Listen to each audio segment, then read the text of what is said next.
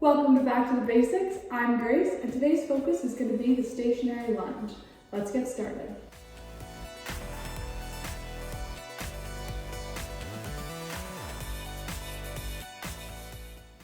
This exercise begins in the straight standing position, with the athlete's head, shoulders, lower back, gluteus maximus, and feet all in a straight line, and weight set just below the hips.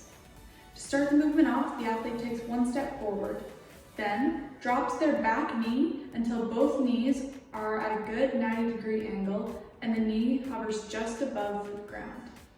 Then, using the front foot, the athlete thrusts back off the ground and back into that standing position. Then the athlete can repeat this process for the next few reps, alternating between the left and the right leg. This exercise is classified as a lunge movement, and it targets many muscles in the lower body. This particular variation targets the gluteal muscles, specifically the gluteus maximus and the quadricep groups. On top of that, the gastrocnemius, soleus, and biceps femoris are also used as stabilizer muscles.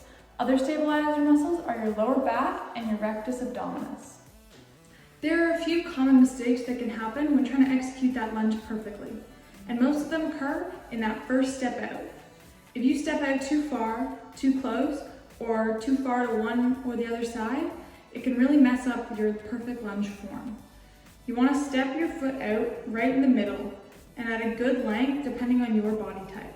If you step out too far, it can make it hard to get back to that standing position. If you step too close, it cannot let your knees come to that perfect 90-degree angle.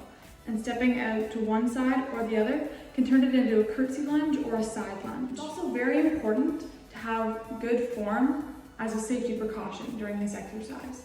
If you have a bent back or improper alignment, you can seriously risk a lower back injury. Also, if you have improper footing when executing this exercise, you risk hurting one of the many lower body muscles involved in this exercise. Several modifications that can be made to this exercise depending on your skill level.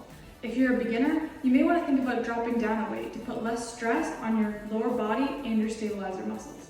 If you're advanced, adding more weight or propping the weights up on your shoulders to take that lunge will put a bigger amount of pressure on your stabilizer muscles and your lower body and make the exercise a little bit harder. Thanks for joining us again on Back to the Basics. I hope you learned a little something about lunges and that you can incorporate them in your next lower body workout.